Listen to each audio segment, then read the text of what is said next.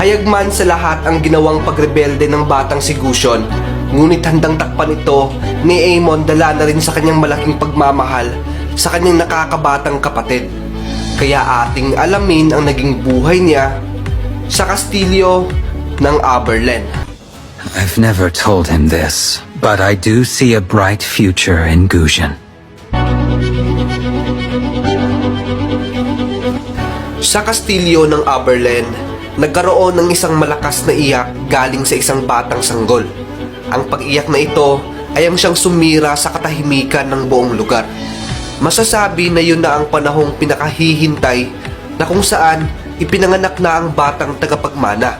Ang angkan ng Paxley ay itinuring na isa sa mga pinakamaimpluwensya at makapangyarihang angkan na may malawak na kaugnayan sa imperyo ng Moneian. Sa araw ding yon, itinakda na nila ang batang tagapagmana sa kayamanan at kapangyarihan na meron ng pamilya. Ang ama ng batang sanggol ay nagangalang si Duke Paxley at ang batang isinilang naman ay pinangalanan itong Aemon.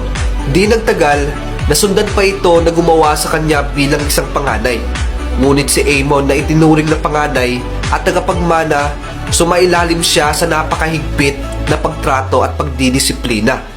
Ni minsan ay hindi man lang siya pinayagan sa gusto nito na maging malaya sa sarili, gaya ng kanyang kapatid na si Gusion. Sa buong kabataan ni Aemon, nilamon na ito ng pag-aaral at opisyal na mga tungkulin sa buong araw.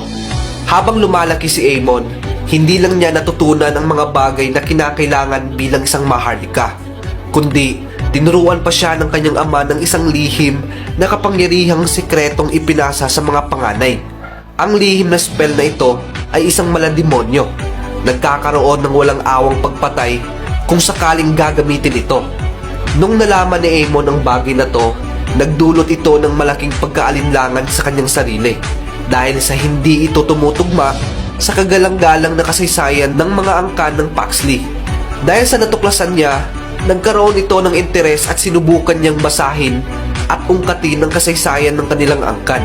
Simula nun, habang patuloy sa pag-uungkat si Aemon sa kasaysayan ng kanilang pamilya, sa kasamaang palad, ni isang sagot ay hindi man lang siya nakahagilap. Hanggang sa lumipas na lang ang panahon, tumuntong na sa edad na 18 ang batang si Aemon. Mataas ang pag-asa ng kanyang ama sa kanya na magiging isang tanyag siya balang araw. Ngunit ang lahat ng ito ay bigla na lang naglaho dahil sa nangyaring malagim na trahedya sa kanyang ama at ina, habang naglalakbay ang mga ito sa malawak na disyerto upang bumisita sa altar.